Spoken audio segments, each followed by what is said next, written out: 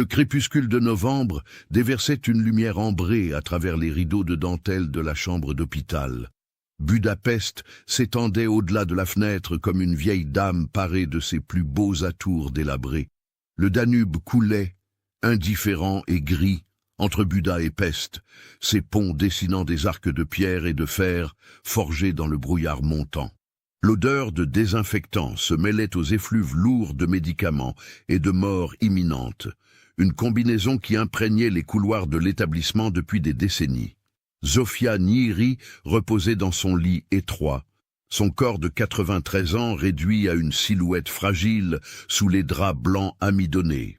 Ses cheveux, autrefois d'un noir de jais, comme l'exigeait la mode de sa jeunesse, étaient désormais d'un blanc neigeux, épars sur l'oreiller taché. Ses yeux qui avaient vu l'effondrement de l'Empire austro-hongrois, 2 guerres mondiales, la terreur stalinienne et la lente résurrection d'une Hongrie meurtrie, brillaient encore d'une lucidité farouche. Mais ce n'était pas la clarté de la sagesse que reflétaient ses pupilles dilatées. C'était la panique, la terreur primordiale d'une créature acculée. « Grand-mère », murmura Ilona Borbély, sa petite fille de 42 ans, assise sur une chaise inconfortable au chevet du lit. « Tu dois te reposer. Le docteur Kovacs a dit que... » « Le docteur Kovacs ne sait rien, coupa Zofia d'une voix rauque, cassée par l'âge et la maladie. Ses mains tremblantes cherchaient quelque chose sous l'oreiller, avec une urgence frénétique qui fit se dresser les cheveux sur la nuque d'Ilona. Il ne sait rien de ce qui vit dans l'ombre, de ce qui attend. Ilona échangea un regard inquiet avec sa mère, Katalin, qui se tenait près de la fenêtre, les bras croisés, le visage fermé. Katalin avait toujours été une femme dure, forgée par les privations de la Hongrie communiste. Mais aujourd'hui, une fissure apparaissait dans son armure, une vulnérabilité qui transparaissait dans la façon dont ses doigts agrippaient ses propres bras, comme si elle tentait de se retenir physiquement de s'effondrer. « Mère, tu délires à cause de la fièvre », dit Katalin d'une voix tendue, trop contrôlée pour être naturelle. « Laisse Ilona t'aider à... »« Non !» Le cri de Zofia résonna dans la chambre étroite avec une force surprenante pour un corps si décharné.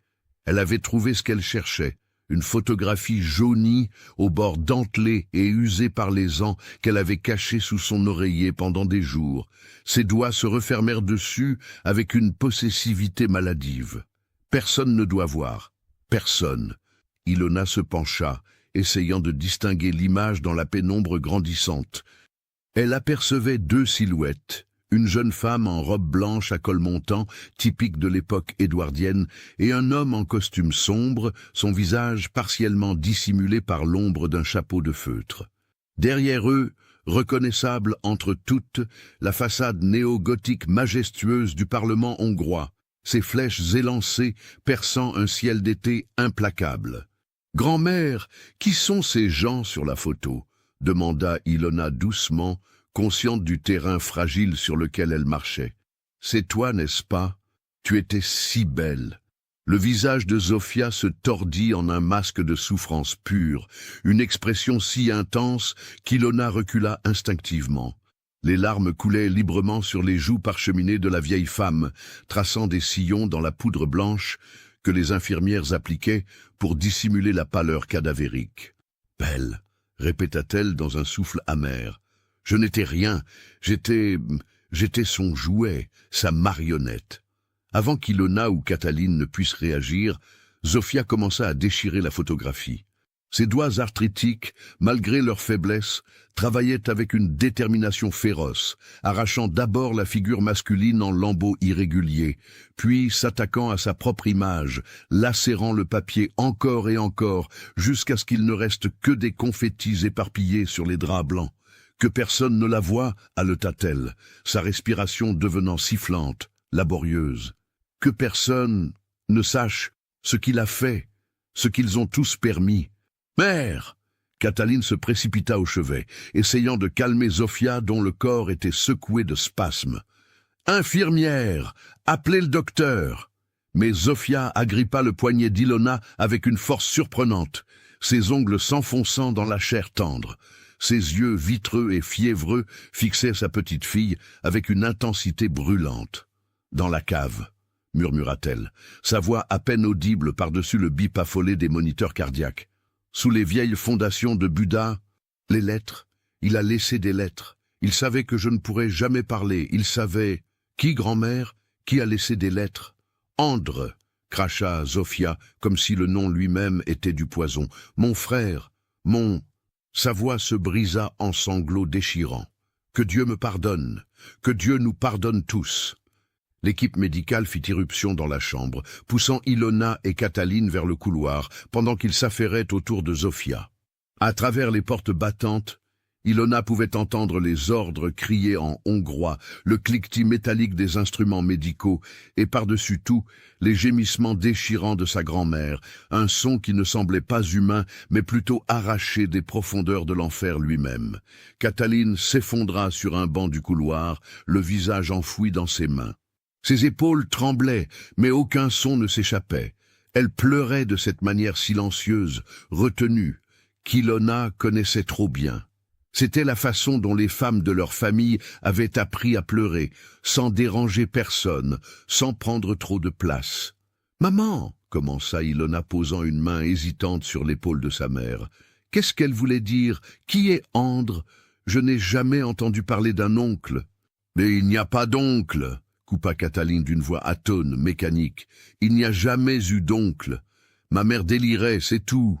La fièvre, les médicaments. » Mais Ilona voyait le mensonge dans la façon dont les mains de Cataline se crispaient, dans la rigidité de sa nuque.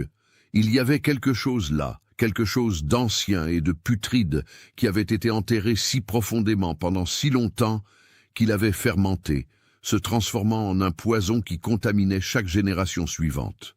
Le docteur Kovacs émergea de la chambre 20 minutes plus tard, son visage grave marqué par la fatigue. C'était un homme entre deux âges, aux cheveux poivre et sel et aux yeux bruns fatigués, qui avait vu trop de morts dans cet hôpital délabré. « Madame Borbelli, dit-il doucement à Cataline, votre mère s'est stabilisée, mais... » Il hésita, cherchant les mots appropriés. Son état se détériore rapidement. Je ne pense pas qu'elle passera la nuit. Si vous souhaitez lui faire vos adieux... Cataline hocha la tête mécaniquement et se leva, disparaissant dans la chambre sans un mot de plus. Ilona resta dans le couloir, ses yeux fixés sur les fragments de photographie qu'elle avait ramassés discrètement sur le lit, quelques morceaux de papier jaunis que les infirmières n'avaient pas remarqués dans leur précipitation. Elle les assembla maladroitement sous la lumière fluorescente blafarde du couloir. Une partie du Parlement était visible, et un fragment montrait ce qui semblait être une main masculine, crispée sur l'épaule de la jeune Zofia. Mais c'était le morceau du visage de sa grand-mère qui glaça le sang d'Ilona. Ses yeux, même dans cette photographie déchirée, vieille de 75 ans, étaient vitreux, vides, comme ceux d'une poupée de porcelaine brisée. Ce n'était pas le regard d'une jeune femme amoureuse. C'était le regard de quelqu'un qui avait déjà abandonné, qui s'était résigné à un sort, pire que la mort. Dehors, au-delà des fenêtres de l'hôpital, Budapest s'enfonçait dans la nuit. Les lumières de la ville scintillaient comme des étoiles déchues, reflétées dans les eaux noires du Danube. Quelque part dans cette ville millénaire, dans les catacombes poussiéreuses, sous les collines de Buda, des secrets attendaient dans l'obscurité, des secrets qui avaient déjà détruit 3 générations de femmes et qui n'attendaient qu'une 4e victime pour achever leur œuvre. Ilona glissa les fragments de photographie dans son sac à main, ignorant la voix qui murmurait dans sa tête qu'elle ferait mieux de laisser les morts reposer en paix. Mais elle avait vu la terreur dans les yeux de sa grand-mère, entendu le désespoir dans sa voix tremblante. Ce n'était pas une femme qui délirait, c'était une femme qui avait porté un fardeau insupportable pendant près d'un siècle et qui tentait désespérément, dans ses dernières heures, d'empêcher ce fardeau de se transmettre. Zofia Nihiri mourut à 3 heures du matin, alors qu'une pluie glaciale commençait à tomber sur Budapest. Ces derniers mots, murmurés à Cataline qui tenait sa main décharnée, furent « Ne la laisse pas chercher, il attend toujours, il a toujours attendu ». Quand Ilona entra dans la chambre quelques minutes après la mort de sa grand-mère, elle trouva Cataline assise immobile au chevet du lit, fixant le visage paisible de Zofia. Pour la première fois depuis des décennies, les rides de souffrance avaient disparu du front de la morte.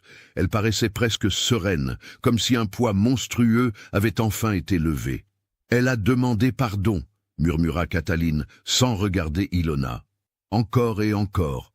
Pardon pour quelque chose qu'elle n'a jamais nommé. » Ilona s'approcha, posa une main sur l'épaule de sa mère.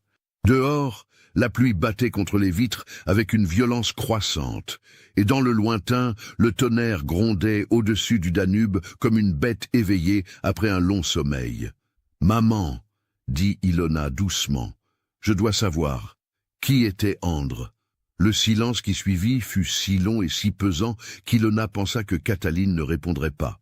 Puis, d'une voix aussi froide et morte que le corps de Sofia, sa mère parla. « Si tu veux vraiment savoir, va au vieux domaine des Nihiri, dans le 8e arrondissement. Dans le grenier, il y a une malle en cuir rouge. Mais Ilona... » Cataline se tourna enfin vers sa fille, et Ilona fut choquée de voir des larmes couler silencieusement sur son visage habituellement impassible. Certaines choses, une fois découvertes, ne peuvent jamais être oubliées. Certaines vérités te détruiront aussi sûrement qu'elles nous ont toutes détruites. « Je dois savoir », insista Ilona, même si une partie d'elle-même, la partie sensée et prudente, hurlait qu'elle devrait laisser tomber, qu'elle devrait honorer les dernières volontés de sa grand-mère et laisser le passé enterré. Cataline hocha lentement la tête, comme si elle avait toujours su que ce moment viendrait, comme si toute leur lignée était maudite à répéter ce même cycle de curiosité et de destruction. « Alors va, » dit-elle simplement, « mais ne dis pas que je ne t'ai pas prévenu. » Cette nuit-là, Ilona ne dormit pas. Elle resta éveillée dans son appartement modeste de Pest, écoutant la pluie marteler son toit en tôle ondulée, tenant les fragments de photographie à la lumière d'une lampe de chevet. Elle voyait maintenant des détails qu'elle n'avait pas remarqués auparavant, la façon dont la main de l'homme s'enfonçait dans l'épaule de Zofia, pas affectueusement, mais possessivement, cruellement. La rigidité du sourire de sa grand-mère, figé et faux comme celui d'un masque. Et dans l'ombre portée par le chapeau de l'homme, elle crut distinguer quelque chose de familier dans la ligne de sa mâchoire, dans la courbe de son nez. Quelque chose qui ressemblait terriblement aux traits qu'elle voyait dans le miroir chaque matin. « D'où me suivez-vous? Laissez un commentaire. » Le domaine des Nihiri se dressait comme un vestige d'un autre âge dans le 8e arrondissement de Budapest, coincé entre des immeubles communistes délabrés et des cafés tentant désespérément d'imiter le charme de Paris. C'était une bâtisse de 3 étages en pierre, de taille grise, ses fenêtres aux volets fermés depuis des décennies, lui donnant l'apparence d'un visage aveugle. Des fissures couraient le long de la façade comme des cicatrices, et le toit d'ardoise s'affaissait dangereusement par endroits, attestant de décennies de négligence. Ilona se tenait devant le portail en fer forgé rouillé, la clé lourde et froide dans sa paume moite. Sa mère la lui avait donnée aux funérailles de Zofia 3 jours plus tôt, une cérémonie sobre et rapide dans un petit cimetière protestant sur les collines de Buda, avec seulement une poignée de parents éloignés et de voisins curieux. Cataline n'avait pas prononcé d'éloge funèbre, se contentant de rester rigide comme un piquet près de la tombe fraîchement creusée, ses yeux secs mais son visage ravagé. Le mois de novembre avait apporté un froid mordant à Budapest. Un vent glacial descendait des Carpates, charriait l'odeur du Danube et des feuilles mortes. Ilona resserra son manteau en laine noire autour d'elle et poussa le portail, qui grinça de protestation, un son aigu et désagréable qui fit s'envoler une volée de corbeaux perchés sur le toit de la maison voisine. Le jardin était un chaos de mauvaises herbes et d'arbustes sauvages. Des rosiers, autrefois magnifiques, à en juger par l'épaisseur des tiges ligneuses, s'étaient transformés en buissons épineux monstrueux qui griffaient le chemin de pierre brisé menant à l'entrée principale. Une statue d'ange en marbre, décapitée depuis longtemps, montait la garde près d'une fontaine tarie remplie de feuilles pourries et d'eau stagnante verdâtre. L'intérieur de la maison était encore plus désolant. Ilona dut forcer la porte d'entrée, le bois gonflé par l'humidité résistant avant de céder avec un craquement sinistre. Une odeur de moisi, de poussière et de quelque chose d'autre, quelque chose de plus insidieux, presque organique, l'assaillit immédiatement, lui donnant la nausée. La lumière du jour filtrait à travers les volets défectueux, créant des raies poussiéreux qui illuminaient un hall d'entrée autrefois grandiose. Un escalier en bois sculpté s'élevait vers les étages supérieurs, sa rampe ornée de motifs floraux décrépits. Des portraits noircis par le temps pendaient de travers sur les murs couverts de papier peint pelé. Des visages sévères de Nihiri depuis longtemps morts, leurs yeux semblant suivre Ilona alors qu'elle avançait prudemment, ses pas résonnant sur le parquet vermoulu. Elle trouva une lampe torche dans son sac et l'alluma, balayant la pénombre devant elle. Des meubles recouverts de draps blancs fantomatiques encombraient le salon, des fantômes de splendeur passée. Un piano à queue se dressait dans un coin, son couvercle fermé, des touches jaunies visibles à travers une fente. Ilona ne put s'empêcher d'imaginer Zofia, jeune, assise devant cet instrument, jouant des valses de Liszt ou de Brahms, avant que tout ne s'écroule. Le grenier se trouvait au 3e étage, accessible par un escalier étroit et raide, dissimulé derrière une porte qui avait été fermée à clé. Ilona dut forcer le verrou rouillé avec un tournevis qu'elle avait eu la prévoyance d'apporter. Quand la porte s'ouvrit enfin, une bouffée d'air chaud et vicié s'échappa, chargée de l'odeur de cuir vieilli, de papier jauni et de quelque chose de douceâtre qu'elle préféra ne pas identifier. Le grenier était un labyrinthe de malles, de caisses en bois et de meubles brisés empilés sans ordre apparent. Des toiles d'araignée pendaient du plafond bas en festons élaborés, et Ilona entendait le grattement discret de petites créatures fuyant la lumière de sa torche. Une fenêtre ronde, à demi brisée, laissait entrer un vent glacial qui faisait claquer un volet détaché contre la façade extérieure. La malle en cuir rouge était exactement là où Cataline avait dit qu'elle serait, poussée contre le mur du fond, sous une pile de vieux uniformes militaires qui sentaient la naphtaline et la décomposition. Ilona mit plusieurs minutes à la dégager, ses mains se salissant de poussière noire et de toiles d'araignée.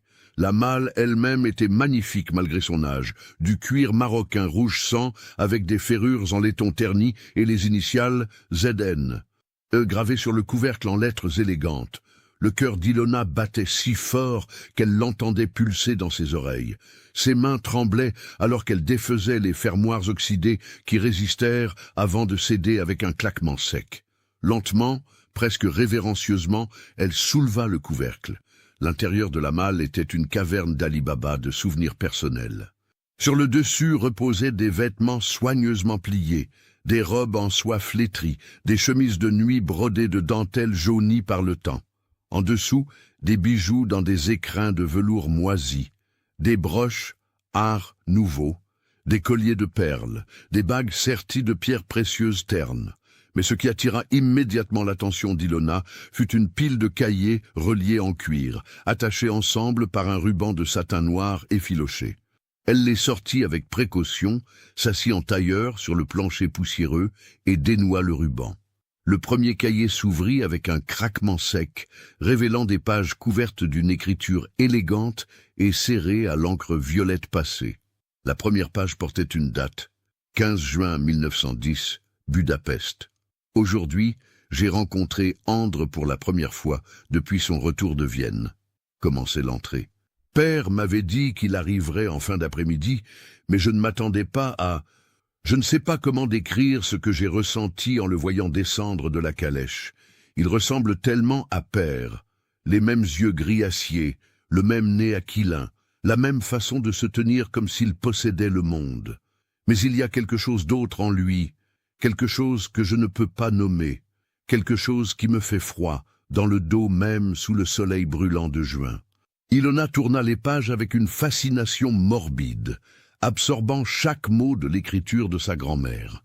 Les entrées suivantes décrivaient la vie quotidienne de Zofia en 1910, une existence privilégiée de leçons de piano, de thé avec d'autres jeunes filles de la bourgeoisie budapestoise, de promenades le long du Danube, sous la surveillance stricte de gouvernantes. Mais tissée à travers ces descriptions banales se trouvait une tension croissante, une anxiété qui suintait de chaque ligne. Le 2 juillet 1910, André a demandé à m'accompagner à ma leçon de piano aujourd'hui. Mère a accepté avec enthousiasme. Elle est si heureuse que nous fassions connaissance, comme elle dit. Si seulement elle savait. Si seulement je pouvais lui dire ce que je ressens quand il me regarde, comment ses yeux semblent me déshabiller, me disséquer. Pendant la leçon, il s'est assis derrière moi, si près que je pouvais sentir son souffle sur ma nuque. Le professeur Horvath n'a rien remarqué, ou a préféré ne rien remarquer. J'ai joué Chopin avec des mains tremblantes, faisant des erreurs que je n'ai jamais faites auparavant. Les pages suivantes documentaient l'escalade insidieuse de l'attention d'André. Des compliments qui dépassaient les limites de la décence, des touches apparemment accidentelles qui s'attardaient trop longtemps, des regards qui mettaient Zofia profondément mal à l'aise, mais qu'elle ne savait pas comment décrire ou refuser sans paraître impolie ou folle. Puis, en août, le ton changeait radicalement. 19 août 1910. Je ne peux pas croire ce qui s'est passé ce soir. Je ne veux pas y croire. Mais je dois l'écrire, je dois mettre ces mots horribles sur papier, sinon je deviendrai folle. André m'a coincé dans la bibliothèque après le dîner. Tout le monde était occupé, père dans son bureau, mère supervisant les domestiques, les autres invités fumant sur la terrasse. Il a verrouillé la porte derrière lui. J'ai d'abord pensé qu'il voulait me parler de quelque chose d'important, mais quand j'ai vu son regard, j'ai su que j'avais tort. Il m'a dit la vérité. La vérité horrible, obscène que père avait cachée à tout le monde pendant des années. André n'est pas le fils d'un cousin éloigné, comme on nous l'avait dit. C'est le fils illégitime de père et de Clara, notre ancienne femme de chambre. Mon demi-frère, mon sang. Ilona sentit sa gorge se serrer, ses mains trembler sur le cahier. Elle ne voulait pas continuer à lire, mais elle ne pouvait pas s'arrêter. Nat, André m'a expliqué, avec un sourire cruel, comment père avait séduit Clara quand elle avait 16 ans, comment il l'avait mise enceinte, puis l'avait chassée avec une somme d'argent dérisoire et des menaces de ruine si elle parlait jamais. Mais Clara a parlé à son fils. Elle lui a tout raconté avant de mourir de la tuberculose dans un hospice misérable de peste. Et maintenant, André est revenu pour réclamer ce qui lui revient. Mais ce n'est pas l'héritage qu'il veut. C'est moi. Il m'a dit qu'il avait toujours su que nous étions liés par le sang, qu'il avait observé notre famille de loin pendant des années, me regardant grandir. Il m'a dit que j'étais belle, que je lui appartenais autant qu'à père, que c'était son droit de me posséder. J'ai essayé de partir, de crier, mais il a plaqué sa main sur ma bouche.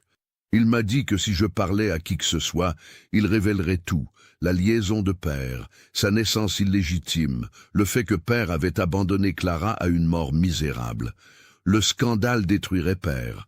Sa carrière politique serait finie. Mère serait humiliée publiquement.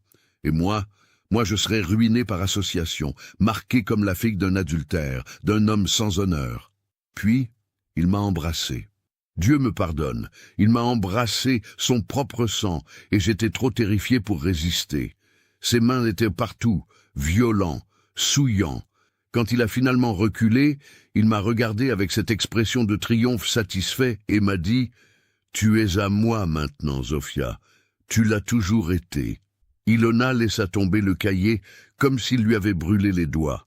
Elle se leva brusquement, fit quelques pas chancelants vers la fenêtre brisée, inhalant de grandes goulées d'air froid pour calmer sa nausée. Dehors, Budapest s'étendait dans la grisaille de novembre, indifférente à l'horreur qu'elle venait de découvrir. Mais elle devait continuer. Elle devait savoir toute la vérité. Les pages suivantes détaillaient un cauchemar vécu au quotidien. André avait établi un contrôle total sur Zofia, utilisant sa peur du scandale comme une laisse invisible.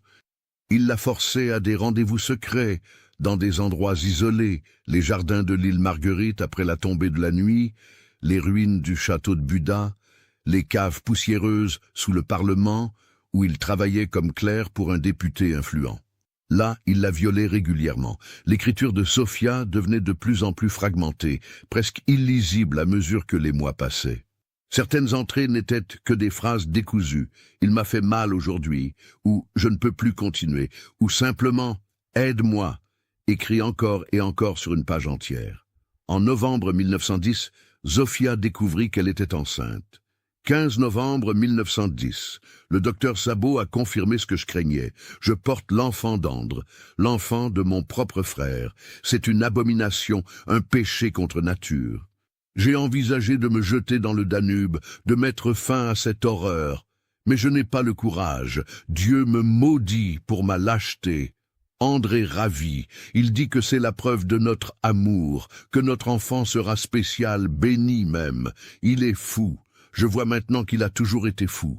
Mais je suis piégé. Si je révèle la vérité sur le bébé, je dois révéler la vérité sur Andre. Et alors tout s'effondrera.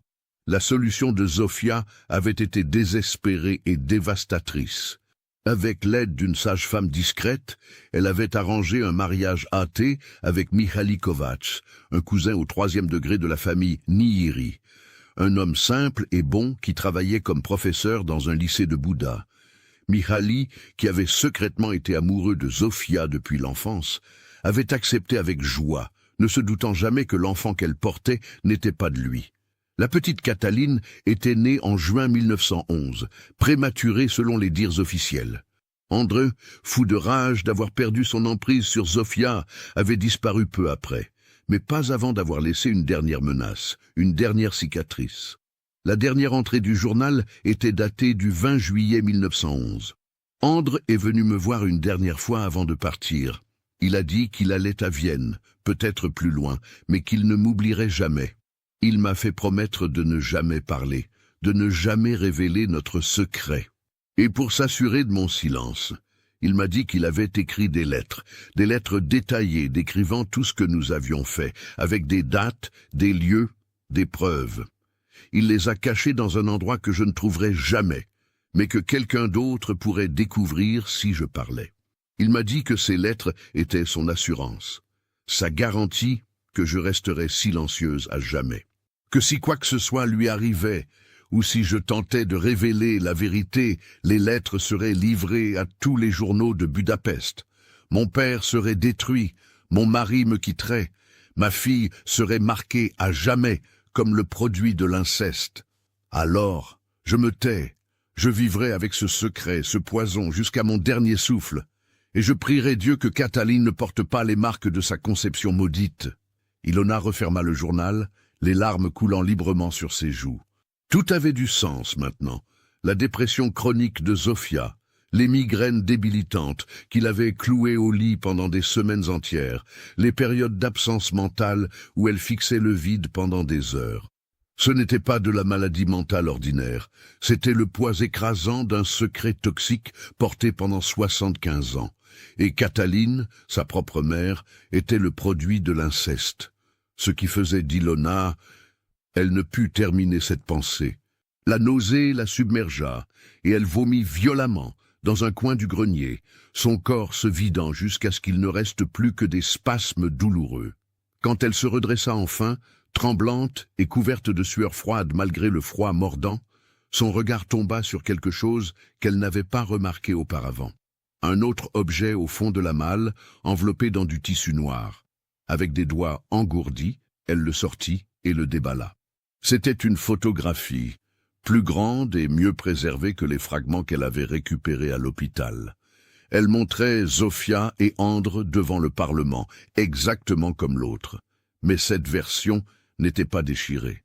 Ilona pouvait maintenant voir clairement le visage d'Andre Szilágyi, et elle comprit pourquoi Zofia avait détruit cette image avec tant de violence. Andre ressemblait terriblement à Ilona elle-même.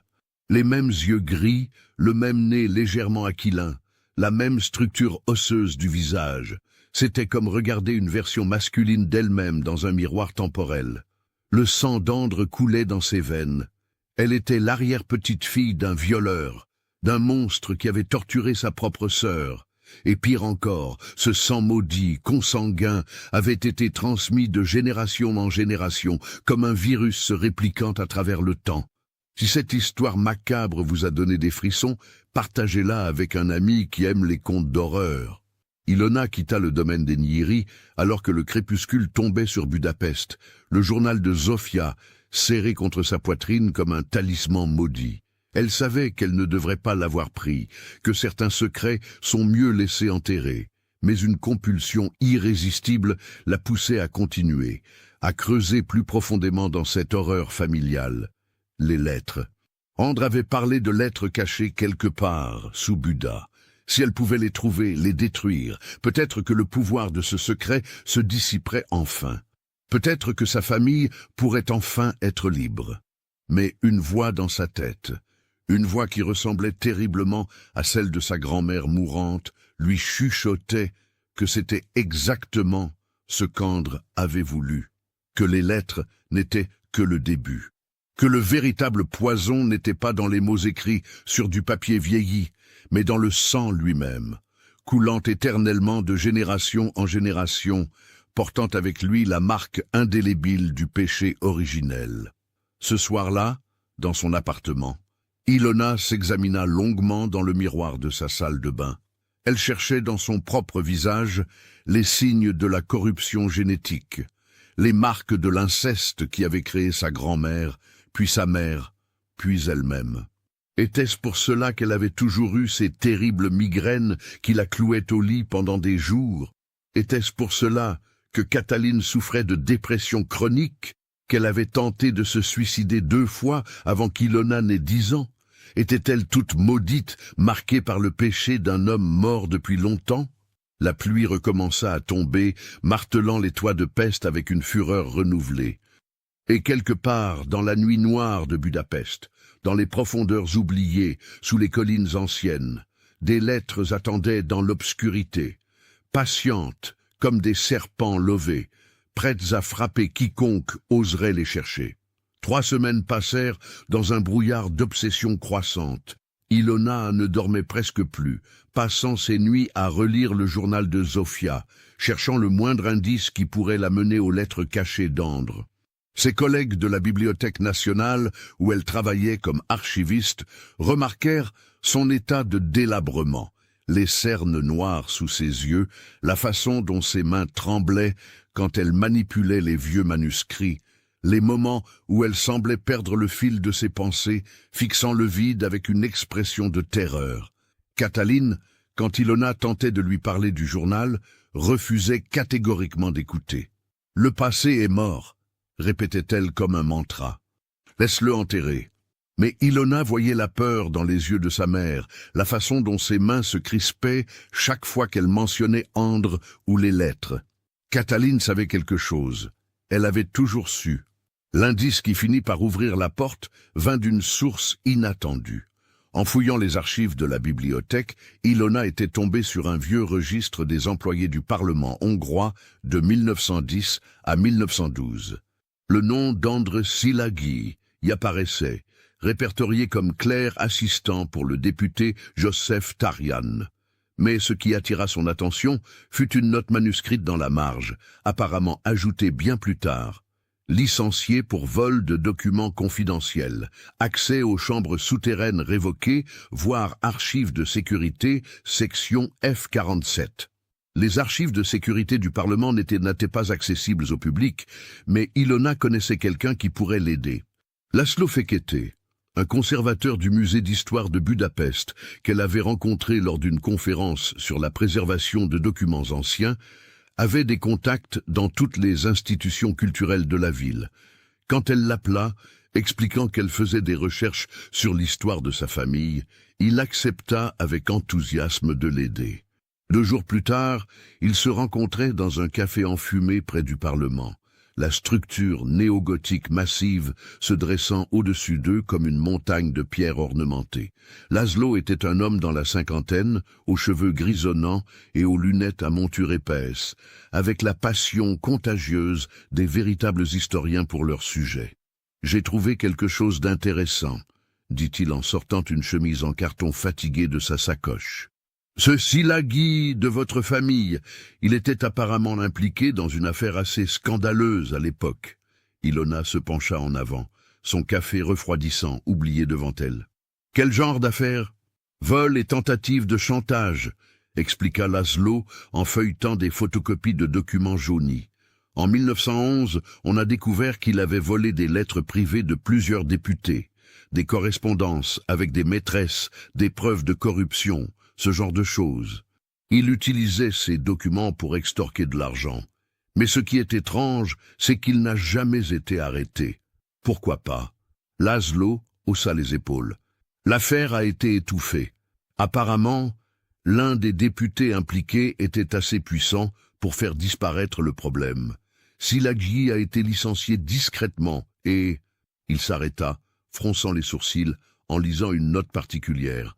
Oh, c'est curieux. Quoi ? Le cœur d'Ilona battait si fort qu'elle pouvait à peine respirer. Avant de disparaître, Szilágyi a demandé l'accès aux anciennes chambres de stockage sous le Parlement, les catacombes où il gardait les archives obsolètes.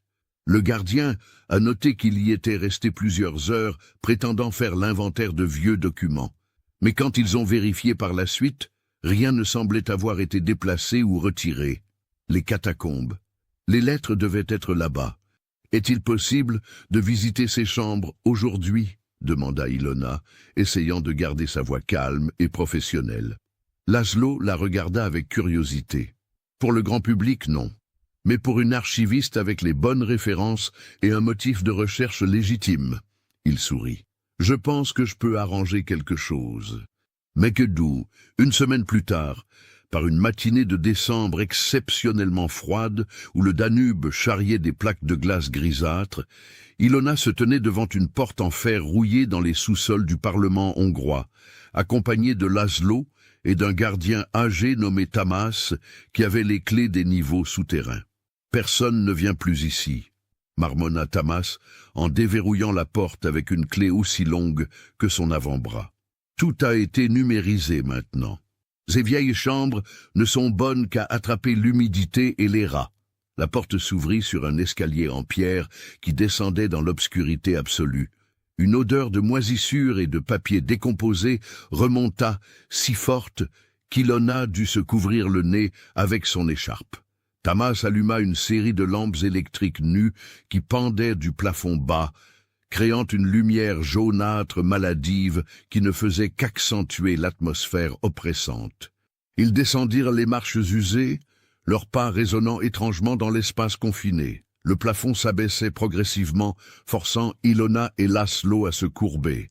Les murs, taillés directement dans la roche calcaire de la colline sur laquelle le Parlement avait été construit, suintaient d'humidité. Des stalactites de calcaire s'étaient formées par endroits, pendant comme des dents monstrueuses. Au pied de l'escalier s'étendait un dédale de couloirs étroits, bordés de chaque côté par des étagères métalliques remplies de boîtes en carton et de registres reliés en cuir. L'air était si humide que des gouttes d'eau perlaient sur le métal rouillé, et beaucoup de boîtes montraient des signes de dégâts d'eau et de moisissure. Les archives administratives de 1848 à 1920 sont dans les sections A à J, expliqua Tamás d'une voix rauque qui résonna étrangement dans l'espace clos. Et plus loin se trouvent les anciennes caves à vin converties en stockage dans les années 1930. Que cherchez-vous exactement ? Documents personnels ou correspondance de l'année 1911 ? Répondit Ilona, sa voix trahissant sa nervosité malgré ses efforts. Quelque chose qui aurait pu être archivé de manière non standard. Tamás haussa les épaules. Bonne chance. L'inventaire ici est un chaos. Profitez-en. Je serai en haut si vous avez besoin de quelque chose. Il leur donna une lampe torche supplémentaire et remonta l'escalier d'un pas lourd, laissant Ilona et Laszlo seuls dans les entrailles de la terre. Ils commencèrent leurs recherches dans la section F, où selon les notes de Laszlo, les effets personnels d'employés licenciés étaient parfois entreposés. Les heures s'écoulèrent dans un silence brisé seulement par le bruit de leurs pas, le froissement de papiers anciens et le goutte-à-goutte constant de l'eau s'infiltrant à travers les fondations. Ilona sentait la claustrophobie monter à mesure qu'il s'enfonçait plus profondément dans le labyrinthe souterrain. L'air devenait de plus en plus raréfié, chargé d'odeurs de décomposition et de quelque chose d'autre, une odeur âcre, métallique, qu'elle ne parvenait pas à identifier. Les lampes électriques vacillaient de temps en temps, plongeant les couloirs dans une obscurité totale, avant de se rallumer avec un bourdonnement sinistre. « Il y a quelque chose ici », appela soudain Laszlo depuis un couloir latéral.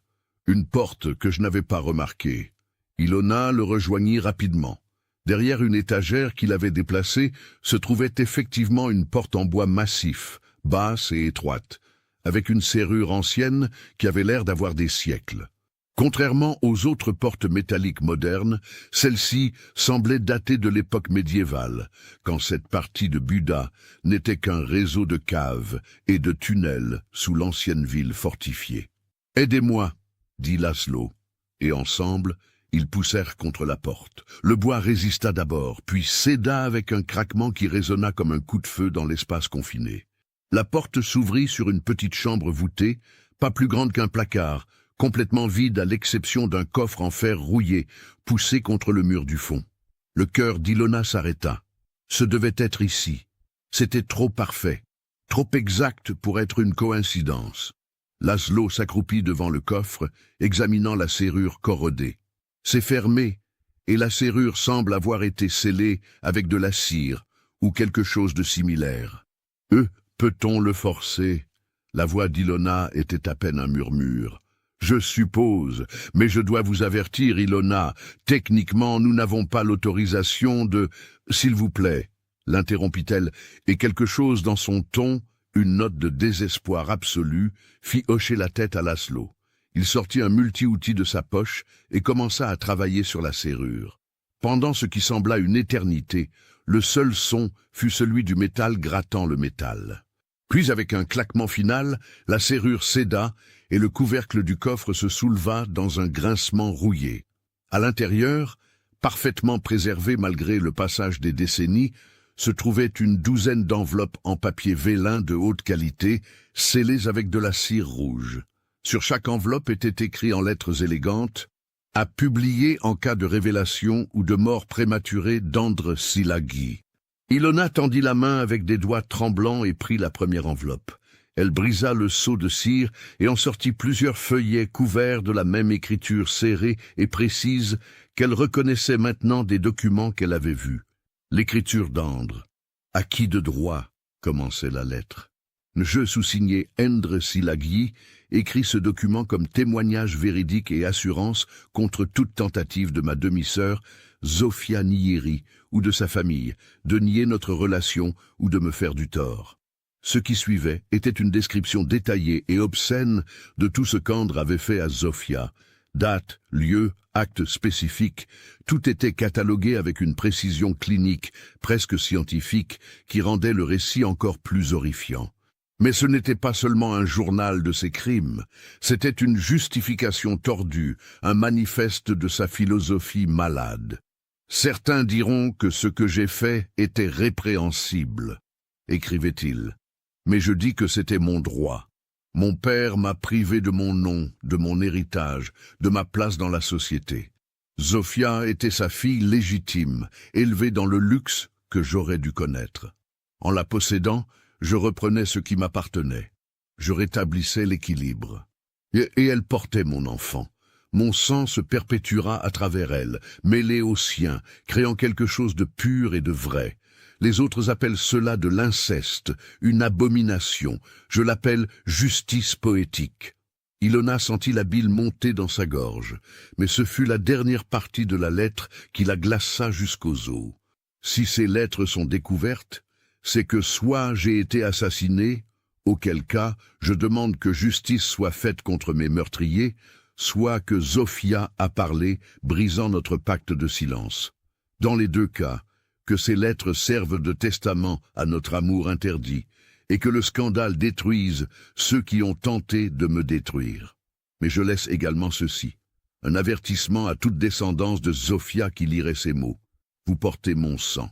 Vous êtes marqués par moi, génération après génération. Le péché originel ne peut être effacé. Il coule dans vos veines, se manifeste dans votre chair. Cherchez les signes, les maladies, les faiblesses, les folies qui viennent de l'union de sang partagé. Vous êtes maudits, tout comme Zofia était maudite dès l'instant où j'ai posé mes mains sur elle. Andres Zilaghi, 15 juillet 1911.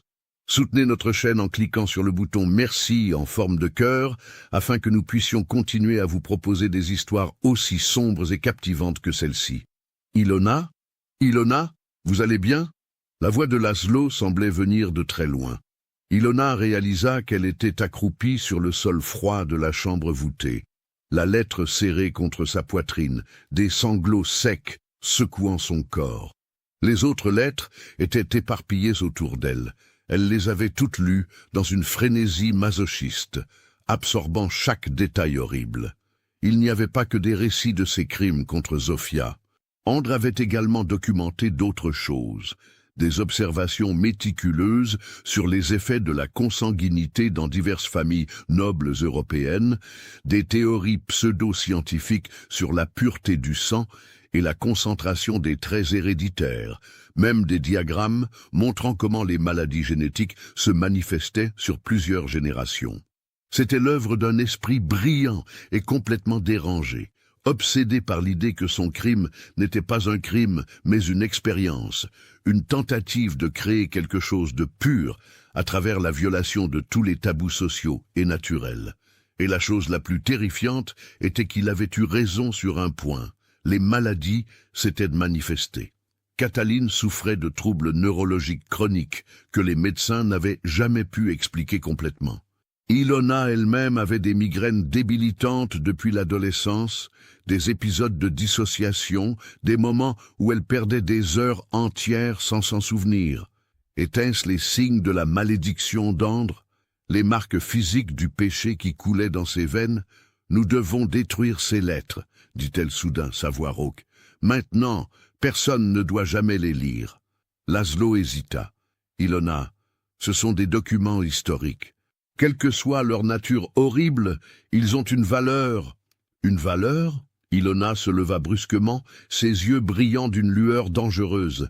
Quelle valeur peut avoir la pornographie d'un monstre? C'est ce que c'est, de la pornographie sadique déguisée en documents légaux. Je comprends que c'est difficile, surtout étant donné votre lien familial, mais... Vous ne comprenez pas, cria Ilona, sa voix résonnant dans l'espace confiné.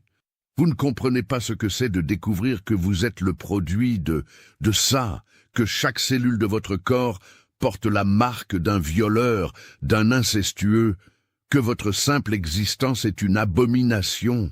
Elle s'effondra contre le mur froid, les larmes coulant librement.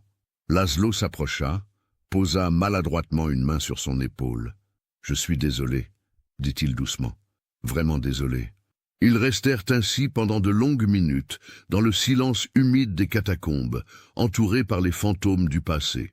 Puis Ilona se redressa, essuya ses larmes, et regarda Laszlo droit dans les yeux. « Je vais les détruire, » dit-elle avec une détermination froide, « avec ou sans votre aide. C'est ce que ma grand-mère voulait quand elle a déchiré cette photographie. Elle voulait que ce secret meure avec elle. » Laszlo soupira profondément. « Si je vous laisse faire cela, je viole toutes les règles de ma profession. Alors ne regardez pas. » Il la fixa pendant un long moment, puis hocha lentement la tête. « Je vais retourner dans la section principale. Je ne vous ai jamais vu ouvrir ce coffre. Je ne sais pas ce qui était à l'intérieur. » Il fit une pause. « Mais Ilona, êtes-vous certaine que détruire ces lettres détruira vraiment le pouvoir qu'elles ont sur vous ?» C'était une question à laquelle elle n'avait pas de réponse. Seule dans la petite chambre voûtée, Ilona rassembla toutes les lettres et les empila soigneusement. Elle sortit un briquet de sa poche. Elle avait arrêté de fumer des années auparavant, mais gardait toujours un briquet sur elle, un vestige de cette ancienne habitude. Sa main tremblait alors qu'elle approchait la flamme du premier feuillet. Le papier s'embrasa rapidement, les mots d'Andres se tordant et noircissant avant de se transformer en cendres. Elle brûla chaque lettre, une par une, regardant des décennies de chantage et de terreur se consumer dans des flammes oranges et bleues. La fumée montait en volute vers le plafond bas, et Ilona dut se couvrir le nez et la bouche pour ne pas tousser. Quand la dernière lettre fut réduite en cendres, Elle piétina les restes fumants jusqu'à ce qu'il ne reste qu'une poudre grise et sans forme. C'était fait. Les lettres n'existaient plus. Mais alors qu'elle remontait l'escalier de pierre, rejoignant Laszlo qui l'attendait en haut avec une expression inquiète, Ilona réalisa que quelque chose n'allait pas. La destruction des lettres ne lui avait apporté aucun soulagement. Au contraire, elle se sentait encore plus oppressée, comme si un poids invisible s'était posé sur ses épaules. Les mots d'Andre résonnaient dans sa tête, refusant de s'éteindre avec le papier sur lequel ils avaient été écrits. « Vous êtes maudits, génération après génération. » Et pour la première fois, Ilona se demanda si la véritable malédiction n'avait jamais été les lettres elles-mêmes, mais la connaissance qu'elles contenaient, une connaissance qui ne pouvait jamais être désapprise, jamais être oubliée. Elle avait détruit les preuves, mais elle ne pourrait jamais détruire la vérité. Les semaines qui suivirent la destruction des lettres furent les plus sombres de la vie d'Ilona. Elle avait pensé que brûler les documents d'Andre lui apporterait la paix, ou au moins une forme de fermeture. Au lieu de cela, elle se retrouva plongée dans une spirale de paranoïa et d'obsession dont elle ne semblait pas pouvoir s'échapper. Elle commença à voir Andre partout, dans les traits d'inconnus qu'elle croisait dans la rue, dans son propre reflet dans les miroirs et les vitrines. Ses rêves étaient peuplés d'images de l'homme au chapeau de feutre, debout dans l'ombre des ponts de Budapest, la regardant avec ses yeux gris acier identiques aux siens. Elle se réveillait en hurlant, couverte de sueur froide, certaine qu'il y avait quelqu'un dans sa chambre, quelqu'un qui respirait dans l'obscurité. Son travail à la bibliothèque en souffrit.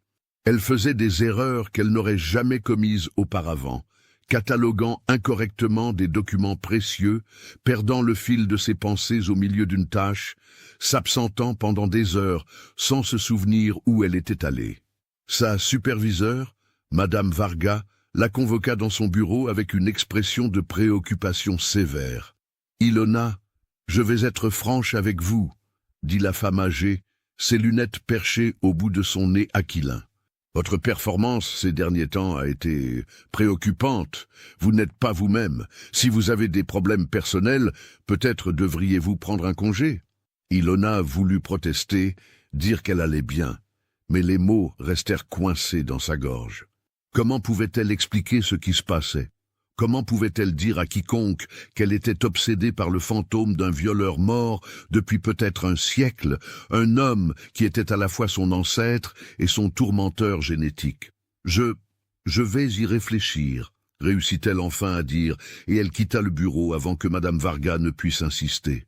Ce soir-là, dans son appartement, Ilona s'examina de nouveau dans le miroir. Elle le faisait de plus en plus souvent maintenant, cherchant les signes de la malédiction dont Andre avait parlé. Ses migraines s'étaient intensifiées depuis la découverte des lettres, des douleurs lancinantes qui lui donnaient la nausée et lui brouillaient la vision. Et il y avait autre chose, des moments de dissociation où elle perdait tout sens du temps et de l'espace, se retrouvant dans des endroits sans se souvenir comment elle y était arrivée. Étaient-ce les manifestations de la consanguinité, les signes physiques du péché transmis à travers les générations? Elle avait commencé à faire des recherches sur les effets médicaux de l'inceste, dévorant des articles scientifiques et des études de cas avec une avidité morbide. Ce qu'elle découvrit la terrifia. Les enfants nés de relations incestueuses avaient un risque significativement plus élevé de maladies génétiques rares, de troubles neurologiques, de déficiences immunitaires. Et ces problèmes pouvaient se manifester des générations plus tard, portés silencieusement par des gènes récessifs jusqu'à ce qu'ils trouvent l'opportunité de s'exprimer.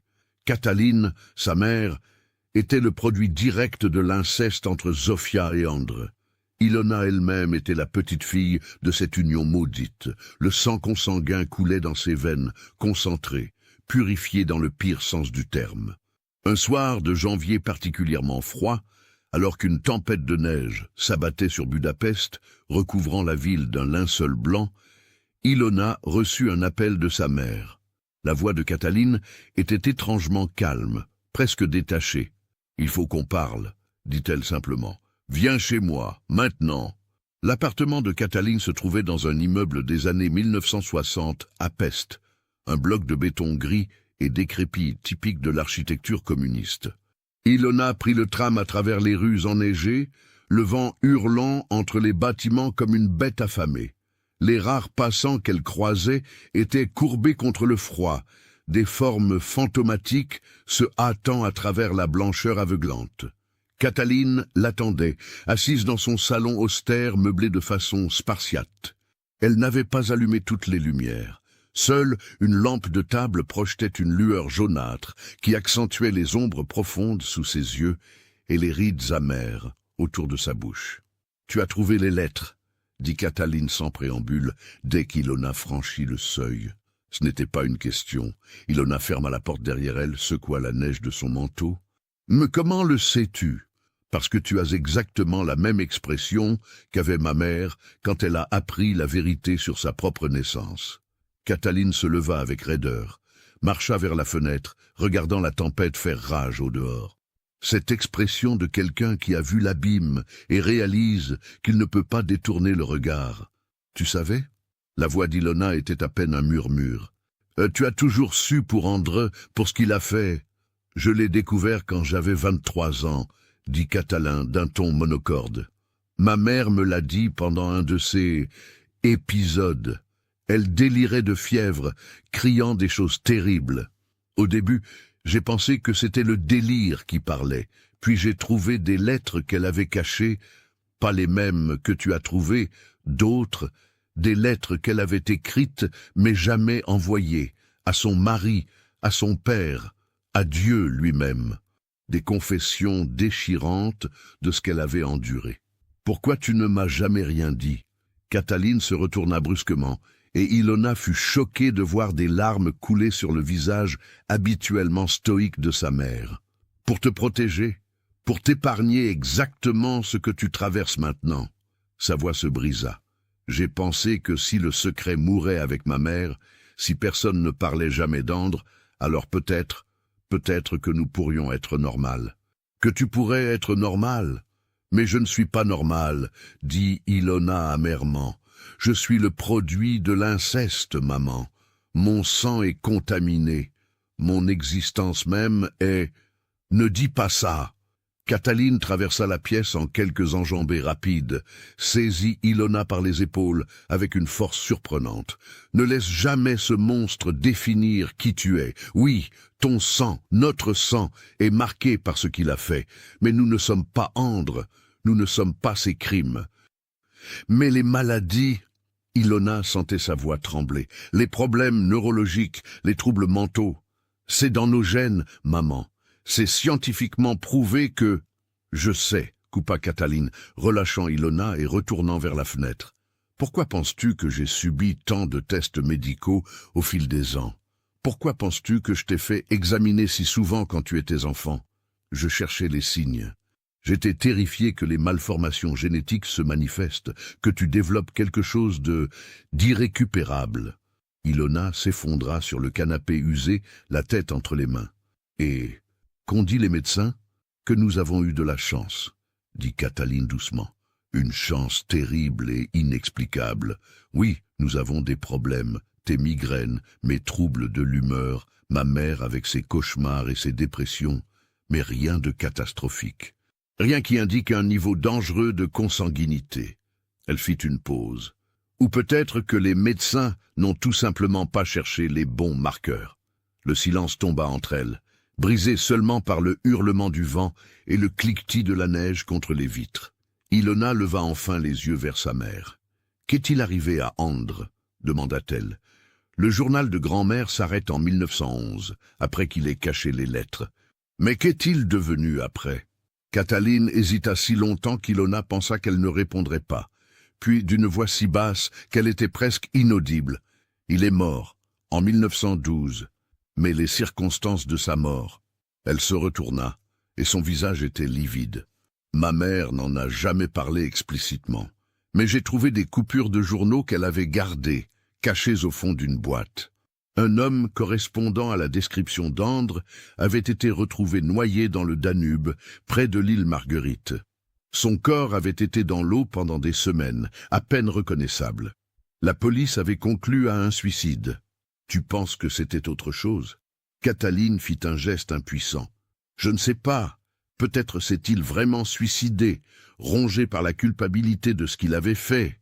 Ou peut-être... » Elle s'arrêta, visiblement mal à l'aise. « Ou peut-être que grand-père l'a tué. » Termina Ilona, articulant la pensée non exprimée. « Pour protéger Zofia, pour protéger la famille. »« Je ne sais pas, » répéta Cataline, mais son regard fuyant suggérait qu'elle avait eu exactement les mêmes soupçons. « Et je ne veux pas savoir. Certains secrets doivent rester enterrés avec les morts. » Mais Ilona n'était pas prête à laisser tomber. Pas encore.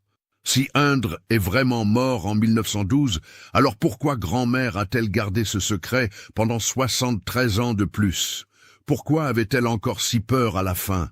Parce que, dit Cataline en se retournant pour faire face à sa fille, ses yeux brillants d'une émotion que Ilona ne put identifier, elle savait que le vrai poison n'était pas les lettres, ou même Indre lui-même, c'était la connaissance. Une fois que tu sais que tu portes ce sang maudit, que tu es le produit d'un péché contre nature, ça te ronge de l'intérieur, ça te transforme.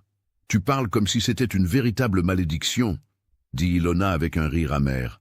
Pas juste de la génétique défectueuse, mais quelque chose de surnaturel.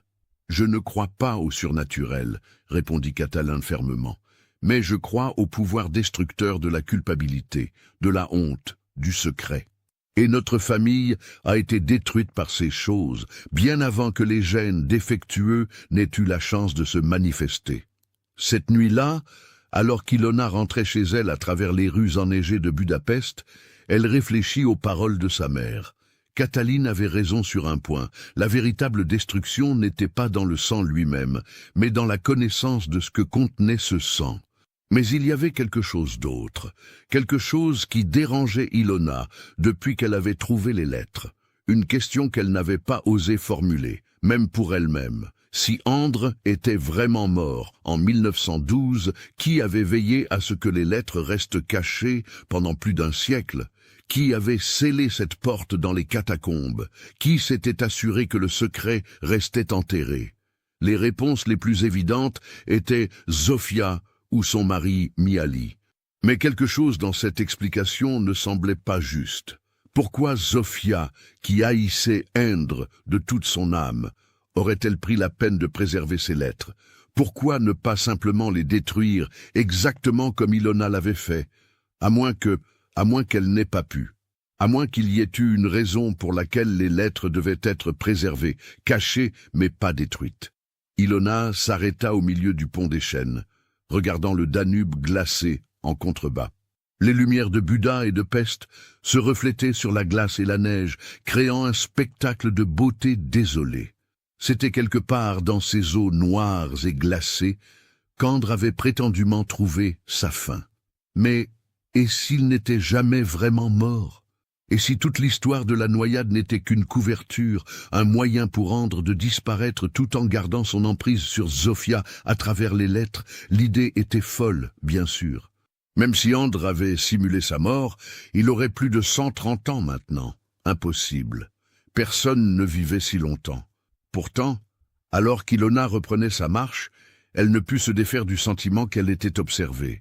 Qu'il y avait quelqu'un là, dans l'ombre des bâtiments, dans les ruelles enneigées, la suivant à chaque pas. Elle se retourna brusquement, scrutant la nuit derrière elle. Les rues étaient désertes, balayées par le vent et la neige. Personne. Mais quand elle se retourna pour continuer, elle aperçut quelque chose du coin de l'œil. Une silhouette sombre, debout à l'autre bout du pont, immobile comme une statue. Elle était trop loin pour distinguer les détails, mais Ilona aurait juré voir la forme distinctive d'un chapeau de feutre. Son cœur s'emballa, elle cligna des yeux, et la silhouette avait disparu. Peut-être n'avait-elle jamais été là du tout. Ilona courut le reste du chemin jusqu'à son appartement, claquant la porte derrière elle et la verrouillant avec des doigts tremblants. Elle alluma toutes les lumières, vérifia chaque pièce, chaque placard, même sous le lit, comme un enfant terrifié par les monstres. Personne. Elle était seule. Mais cette nuit-là, allongée dans son lit, incapable de dormir malgré l'épuisement, Ilona entendit quelque chose. Un bruit à sa fenêtre, comme si quelqu'un grattait doucement le verre. Elle se figea, n'osant même pas respirer, écoutant. Le grattement continua, régulier, patient. Puis à travers les rideaux, elle vit une ombre se dessiner, la silhouette d'une main, les doigts griffant le verre comme s'ils essayaient d'entrer. Ilona bondit hors du lit et tira brutalement les rideaux. Dehors, il n'y avait rien que la nuit et la neige qui tombaient toujours. Aucune trace de pas dans la neige fraîche sur son balcon au 3e étage. Rien qui puisse expliquer ce qu'elle avait vu. Elle était en train de perdre la raison. C'était la seule explication. La paranoïa, les hallucinations, c'était peut-être ça, les véritables manifestations de la malédiction génétique. Pas des difformités physiques, mais une dégradation mentale. Une descente dans la folie qui avait déjà réclamé sa grand-mère et maintenant la réclamait à son tour. Ilona s'effondra sur le sol de sa chambre, serrant ses genoux contre sa poitrine, et pleura pour la première fois depuis qu'elle était enfant. Des sanglots profonds et déchirants qui semblaient jaillir d'un puits infini de désespoir. Dehors, Budapest dormait sous son linceul de neige, indifférente à la souffrance d'une femme qui portait le poids de 3 générations de péchés sur ses épaules. Le Danube coulait, noir et éternel, charriait des siècles de secrets dans ses profondeurs glaciales. Et quelque part dans la nuit, une ombre observait, attendait comme elle avait attendu pendant plus d'un siècle, patiente comme seule la mort peut l'être. Février apporta un dégel à Budapest, la neige fondant pour révéler la ville dans toute sa grandeur délabrée. Les eaux du Danube, gonflées par la fonte, charriaient des débris et des plaques de glace brisées, un flot tumultueux qui reflétait l'état d'esprit tourmenté d'Ilona. Elle avait pris le congé que Madame Varga lui avait suggéré, officiellement pour raison de santé personnelle. En réalité, elle avait passé les semaines précédentes enfermée dans son appartement, oscillant entre des recherches frénétiques sur l'histoire de sa famille et de longues périodes de prostration où elle ne pouvait rien faire d'autre que fixer le plafond, paralysée par le poids de ce qu'elle avait découvert. Katalin venait la voir tous les jours, apportant de la nourriture qu'Ilona mangeait à peine, s'asseyant en silence à ses côtés pendant des heures. Elle ne parlait presque plus. Tout ce qui devait être dit avait été dit. Maintenant, il ne restait que le silence partagé de 2 femmes unies par un fardeau qu'elles n'avaient jamais choisi de porter. Ce fut Laszlo qui finit par briser le cycle de désespoir d'Ilona. Il apparut à sa porte un matin gris, portant une épaisse enveloppe brune sous le bras. « Je sais que vous m'avez dit de vous laisser tranquille, » commença-t-il avant même qu'Ilona ne puisse protester. « Mais j'ai trouvé quelque chose que vous devez voir, s'il vous plaît. » Ilona le laissa entrer à contre-cœur. Elle n'avait pas parlé à Laszlo depuis le jour dans les catacombes, trop honteuse de son effondrement émotionnel, trop embarrassée d'avoir violé son éthique professionnelle en détruisant les lettres. Laszlo s'assit à sa petite table de cuisine, sortit plusieurs documents de l'enveloppe. « Après ce qui s'est passé aux archives, j'ai continué mes recherches, » expliqua-t-il. « Je voulais comprendre toute l'histoire, vous aider à avoir une image complète, et j'ai trouvé quelque chose d'important. » Il étala devant elle une série de documents, des actes de naissance, des certificats de décès, des registres paroissiaux jaunis. C'est l'histoire complète de ce qui est arrivé après la mort d'Andre en 1912. Ilona se pencha, examinant les papiers avec des yeux fatigués. « Je connais déjà l'essentiel, grand-mère a épousé Mihaly, ils ont élevé ma mère. »« Oui, mais regardez ça, » l'interrompit Laszlo, désignant un document particulier, un rapport médical daté de 1913. « C'est le dossier médical de votre arrière-grand-père, Mihaly Kovacs. Il consultait un spécialiste pour... » Il hésita. « Pour l'infertilité. Les tests ont confirmé qu'il ne pouvait pas avoir d'enfant. » Le cœur d'Ilona se serra.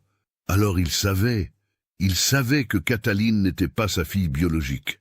Il savait, et il s'en fichait, dit Laszlo doucement. J'ai trouvé son journal personnel dans les archives municipales. Il l'avait légué à la ville dans son testament, voulant que son histoire soit préservée. Ilona, cet homme était un saint. Il aimait votre grand-mère de tout son cœur, savait exactement ce qu'Andre lui avait fait, et l'a épousée quand même. Il a élevé Katalin comme sa propre fille, ne lui a jamais révélé la vérité. Des larmes brouillèrent la vision d'Ilona alors qu'elle lisait des extraits du journal de Mihaly que Laszlo avait photocopié. L'écriture était simple, directe, mais remplie d'une bonté qui transperçait le cœur d'Ilona. « J'ai appris aujourd'hui la terrible vérité sur ce qui est arrivé à Sofia », écrivait Mihaly le 3 janvier 1911. Ce que ce monstre lui a fait, comment il l'a torturé et manipulé. Mon premier instinct a été de le tuer de mes propres mains. Mais Zofia m'a supplié de ne rien faire, de ne pas me salir les mains avec son sang. Elle dit qu'il a déjà disparu, qu'il est mort pour autant qu'elle est concernée. Je ne peux pas effacer ce qui s'est passé. Je ne peux pas la guérir de cette blessure. Mais je peux lui offrir une vie nouvelle, un nom respectable, un foyer sûr. Et je peux aimer sa fille comme si elle était mienne, parce qu'aux yeux de Dieu et aux miens, elle le sera. Tu vois, dit Laszlo. Votre famille n'est pas définie par Andres. Vous êtes aussi la descendante de cet homme bon qui a choisi l'amour malgré tout. Mais le sang, commença Ilona, sa voix brisée. Le sang n'est qu'un liquide, coupa Laszlo fermement. Ce qui nous définit, ce sont nos choix. Mihaly a choisi l'amour. Sofia, malgré tout ce qu'elle a enduré, a choisi de survivre, de protéger sa fille. Votre mère a choisi de vous élever du mieux qu'elle pouvait malgré le fardeau qu'elle portait. Et maintenant vous devez choisir. Allez-vous laisser un homme mort depuis un siècle définir qui vous êtes, ou allez-vous choisir votre propre chemin? Ilona resta silencieuse pendant un long moment, absorbant ses paroles. Puis, d'une voix hésitante, « J'ai peur. J'ai peur des maladies, des conséquences génétiques. J'ai peur de transmettre ça, si j'avais un jour des enfants. » Alors consultez des spécialistes, dit Laszlo pragmatiquement. Faites faire des tests génétiques complets. La science a progressé énormément depuis l'époque d'Andres. Vous pouvez connaître exactement les risques, prendre des décisions éclairées. Mais ne laissez pas la peur et la superstition contrôler votre vie. C'était un conseil si simple, si évident, qu'Ilona ne comprenait pas pourquoi elle ne l'avait pas pensé avant. Peut-être parce qu'une partie d'elle voulait croire à la malédiction, voulait une explication simple et dramatique pour les problèmes de sa famille. C'était plus facile de blâmer un sort mystique que d'affronter la réalité complexe et banale de la génétique et de la santé mentale. « Il y a encore quelque chose, » dit Laszlo, sortant un dernier document. « J'ai trouvé l'acte de décès d'Andres. Le corps retrouvé dans le Danube en 1912 a été formellement identifié par son propriétaire, un homme qui avait loué une chambre à Andres pendant ces derniers mois. L'identification était certaine. « Alors il est vraiment mort », murmura Ilona, sentant un poids se lever de sa poitrine. « Il est vraiment mort. Il ne peut plus vous faire de mal. La seule chose qui vous hante maintenant, c'est l'idée de lui, pas l'homme lui-même. » Après le départ de Laszlo, Ilona resta assise pendant des heures, réfléchissant à tout ce qu'elle avait appris. Elle pensa à Zofia, une jeune femme violée et terrorisée, qui avait quand même trouvé la force de construire une vie, d'élever une fille, de survivre pendant près d'un siècle.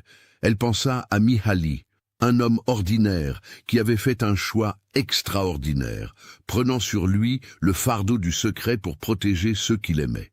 Elle pensa à Cataline, qui avait porté le poids de la vérité pendant des décennies sans se briser complètement. Ces femmes, sa grand-mère, sa mère, n'étaient pas des victimes passives, elles étaient des survivantes. Et Ilona était leur héritière, non pas de la malédiction d'Andres, mais de leur force, de leur résilience. Cette nuit-là, pour la première fois depuis des semaines, Ilona dormit profondément. Elle ne rêva pas d'Andres, ne vit pas de silhouette fantomatique dans l'ombre. Au lieu de cela, elle rêva de Zofia jeune, debout au bord du Danube par une matinée ensoleillée, souriant d'un vrai sourire. Pas le sourire forcé de la photographie déchirée, mais un sourire de joie authentique, de liberté. Dans le rêve, Zofia se tournait vers Ilona et disait simplement « Tu es libre maintenant, nous le sommes toutes ». Le mois suivant, Ilona consulta une généticienne de renom à Budapest, le docteur Eva Nemeth, qui se spécialisait dans les maladies héréditaires. Elle raconta toute l'histoire, la consanguinité, les générations touchées, ses craintes. Le docteur Nemeth écouta sans juger, puis commanda une batterie complète de tests génétiques. Les résultats, qui arrivèrent 3 semaines plus tard, furent à la fois rassurants et sobres. Oui, il y avait des marqueurs indiquant une consanguinité dans son arbre généalogique. Oui, elle portait certains gènes récessifs qui, dans d'autres combinaisons, pourraient causer des problèmes. Mais rien de catastrophique, rien d'irrémédiable. Vos migraines sont probablement héréditaires, expliqua le docteur Nemeth, mais pas nécessairement liées à la consanguinité. Des millions de gens ont des migraines sans aucune histoire d'inceste dans leur famille. Quant aux troubles de l'humeur que vous avez mentionnés, ceux-ci sont probablement plus liés au trauma intergénérationnel qu'à la génétique pure. Le stress psychologique peut littéralement modifier l'expression de nos gènes, ce qu'on appelle l'épigénétique. Alors je ne suis pas maudite, la question sembla naïve, même aux oreilles d'Ilona. Le docteur Nemeth sourit gentiment. Il n'y a pas de malédiction génétique, Ilona. Il n'y a que des gènes et des choix. Vos gènes ne vous condamnent à rien. Ils créent simplement des probabilités, des risques relatifs que vous pouvez gérer avec les bons soins médicaux et le soutien psychologique. Armée de cette connaissance, Ilona commença le long processus de guérison. Elle consulta une thérapeute qui se spécialisait dans les traumas familiaux, le docteur Anna Sabo, une femme dans la soixantaine avec une voix apaisante et des yeux qui avaient vu des centaines d'histoires comme la sienne. Peut-être pas aussi extrêmes, mais tout aussi dévastatrices pour ceux qui les vivaient. Le trauma n'existe pas seulement dans l'esprit de la personne qui l'a vécu, expliqua le docteur Sabo lors de leur première session. Il se transmet à travers les générations, par les comportements, les non-dits, les peurs héritées. Votre grand-mère n'a jamais eu l'opportunité de traiter ce qui lui est arrivé. Elle l'a enfermé, et cette douleur non traitée s'est infiltrée dans sa relation avec votre mère. Votre mère, à son tour, a grandi dans l'ombre de ce secret non révélé, sentant qu'il y avait quelque chose de terrible, mais ne sachant jamais quoi. Et vous avez hérité de cette anxiété transmise, cette sensation viscérale qu'il y avait un danger caché quelque part. Alors comment je brise ce cycle ? Demanda Ilona, sentant pour la première fois depuis des mois une lueur d'espoir. En faisant exactement ce que vous faites maintenant, en nommant le trauma, en le comprenant, en refusant de le transmettre dans le silence. Les séances, avec le docteur Sabo, devinrent un rituel hebdomadaire. Ilona apprit des techniques pour gérer ses migraines, pour reconnaître quand son anxiété provenait d'une menace réelle ou d'échos du passé. Elle apprit à séparer son identité de l'histoire de sa famille, à se voir comme Ilona Borbély, bibliothécaire, archiviste, femme de 42 ans, avec ses propres rêves et aspirations, et non comme simplement l'arrière-petite-fille d'un violeur. Ce ne fut pas un processus linéaire. Il y eut des rechutes, des nuits où les vieux cauchemars revenaient, où elle se réveillait convaincue qu'Andre se tenait au pied de son lit. Mais ces moments devinrent progressivement plus rares, plus gérables. En mars, Ilona fit quelque chose qu'elle n'aurait jamais cru possible quelques mois auparavant. Elle retourna au domaine des Nihiri. Mais cette fois, elle n'y alla pas seule. Cataline l'accompagnait, et ensemble, mère et fille marchèrent à travers la maison délabrée, ouvrant les volets, laissant entrer la lumière du printemps qui chassait les ombres de décennies. « Je n'étais jamais venue ici », avoua Cataline en regardant autour d'elle le salon poussiéreux. Mère refusait. Elle disait que cette maison était maudite, que tout ce qu'elle contenait devait être oublié. Elle avait tort, dit Ilona fermement. Cette maison n'est pas maudite, c'est juste une maison. Et nous n'avons pas à la laisser pourrir comme un tombeau. Elles passèrent la journée à trier les affaires de Zofia. Il y avait tant de choses, des décennies de vie accumulées, des souvenirs d'une femme qui avait vécu presque un siècle. Elles trouvèrent des photographies de Zofia âgée, souriant avec ses petits-enfants, l'air finalement en paix. Elles trouvèrent les compositions de piano que Zofia avait écrites dans sa jeunesse. Des mélodies délicates et mélancoliques qui parlaient de douleur mais aussi d'espoir. Elles trouvèrent des lettres de Mihaly à Zofia, pleines d'amour inconditionnel et de tendresse. Elle a eu une vie au-delà de ce qu'Andreu lui a fait, réalisa Cataline, tenant une photo de Zofia à 60 ans, entourée de ses enfants et petits-enfants lors d'un pique-nique au bord du Danube. Elle a survécu, elle a trouvé des moments de bonheur. Oui, acquiesça Ilona, et nous devons nous souvenir de ça, pas seulement du trauma, mais aussi de sa force, de son refus d'être détruite. Elles décidèrent de vendre la maison. L'argent servirait à financer une fondation en mémoire de Zofia et Mihaly, une organisation qui soutiendrait les victimes d'abus sexuels et de violences domestiques à Budapest. C'était une façon de transformer le poison du passé en quelque chose de curatif, de rédempteur. Avant de quitter la maison pour la dernière fois, Ilona monta au grenier où elle avait trouvé le journal de Zofia. Elle se tint devant la fenêtre ronde, regardant Budapest s'étendre sous le ciel de printemps. La ville était magnifique dans la lumière dorée de l'après-midi. Le Danube scintillait comme du métal liquide. Les dômes et les flèches des églises et du Parlement se découpaient contre l'horizon. Les ponts reliaient Buda et Pest comme des promesses tenues. C'était la même ville où André avait commis ses crimes, où Zofia avait souffert en silence pendant des années. Mais c'était aussi la ville où Mihaly avait fait le choix d'aimer sans condition, où des générations de femmes avaient trouvé la force de survivre, où Ilona elle-même avait finalement trouvé la voie vers la guérison. Budapest portait en elle toutes ces histoires, les sombres et les lumineuses, le trauma et la résilience, la mort et la renaissance. « Tu es prête ?» appela Cataline depuis le rez-de-chaussée. « Oui », répondit Ilona, et elle réalisa qu'elle le pensait vraiment. « Je suis prête. » En mai, Ilona retourna travailler à la Bibliothèque nationale. Madame Varga l'accueillit avec soulagement et une étreinte maternelle inattendue. « Vous nous avez manqué, dit-elle simplement, et vous avez meilleure mine. » C'était vrai. Ilona avait repris du poids, les cernes sous ses yeux avaient disparu, et surtout, l'expression de terreur constante qui avait marqué son visage pendant des mois s'était effacée. Elle n'était pas guérie. Le docteur Szabó lui avait expliqué que la guérison du trauma n'était pas une destination, mais un processus continu. Mais elle était sur la bonne voie. Un jour de juin, un an presque jour pour jour après la mort de Zofia, Ilona reçut un appel de Laszlo. « J'ai quelque chose à vous montrer », dit-il avec une excitation à peine contenue. « Pouvez-vous venir au musée d'histoire ?» Quand elle arriva, Laszlo l'attendait dans une salle d'archives privée, un large sourire sur son visage. Sur la table devant lui se trouvait un document ancien soigneusement préservé sous verre. « Regardez ça », dit-il. « Je faisais des recherches pour une exposition sur les femmes de Budapest au début du XXe siècle, et je suis tombé sur ceci. » C'était un article de journal daté de 1920, décrivant l'ouverture d'un refuge pour femmes et enfants victimes de violences domestiques. L'article mentionnait la fondatrice et principale bienfaitrice, Zofia Kovács, née Nyíri. « Votre grand-mère, » dit Laszlo doucement. Après tout ce qu'elle a vécu, elle a créé un endroit sûr pour d'autres femmes dans sa situation. Elle a transformé sa douleur en action.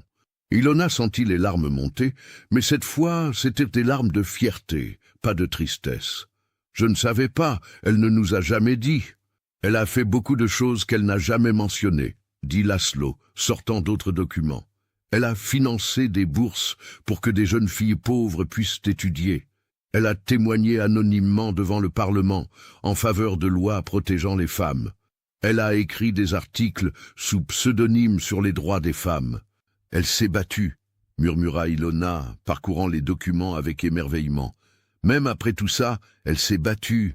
Elle s'est battue. Et elle a gagné à sa manière. Peut-être pas contre André directement, il était déjà mort, mais contre l'héritage qu'il a essayé de laisser. Contre l'idée qu'elle était définie par ce qu'il lui avait fait. Cette découverte changea quelque chose de fondamental dans la compréhension qu'Ilona avait de sa grand-mère. Zofia n'était pas seulement une victime qui avait souffert en silence. Elle était une survivante qui avait transformé son trauma en force, qui avait refusé de laisser André avoir le dernier mot. Et si Zofia avait pu faire ça, dans une époque bien moins compréhensive et avec bien moins de ressources, alors Ilona pouvait certainement trouver sa propre voie vers quelque chose de similaire. L'inspiration la frappa soudainement, clairement. Elle savait ce qu'elle devait faire. Au cours des mois suivants, Ilona travailla avec une énergie renouvelée sur un projet qui était devenu sa passion. Documenter l'histoire des femmes survivantes de violences domestiques et d'abus sexuels à Budapest à travers les siècles. Elle utilisa ses compétences d'archiviste pour déterrer des histoires oubliées, des voix silencieuses qui avaient été enterrées sous des années de honte et de secret. Elle interviewa des survivantes contemporaines qui acceptèrent de partager leurs histoires. Elle collabora avec des historiens, des psychologues, des travailleurs sociaux, et lentement, méthodiquement, elle construisit une archive vivante, un témoignage du fait que les femmes avaient toujours résisté, avaient toujours trouvé des moyens de survivre et même de prospérer malgré les horreurs qu'elles avaient endurées. L'archive incluait l'histoire de Zofia, mais pas seulement comme victime. Ilona documenta toute sa vie, le trauma, oui, mais aussi la résilience, l'activisme, l'amour qu'elle avait partagé avec Mihaly et sa famille. Elle présenta Zofia comme une femme complète, complexe, héroïque à sa manière. En septembre, 1 an et demi après la mort de Zofia, l'archive fut officiellement ouverte au public dans une aile de la Bibliothèque nationale. À l'inauguration, Ilona se tenait devant une petite foule de survivantes, d'activistes, d'historiens et de journalistes. « Et pendant longtemps, commença-t-elle, sa voix claire et forte, j'ai cru que le trauma définissait ma famille, que nous étions marqués, maudites même, par les actes d'un homme violent. Mais j'ai appris quelque chose d'important. Nous ne sommes pas définis par ce qui nous est fait.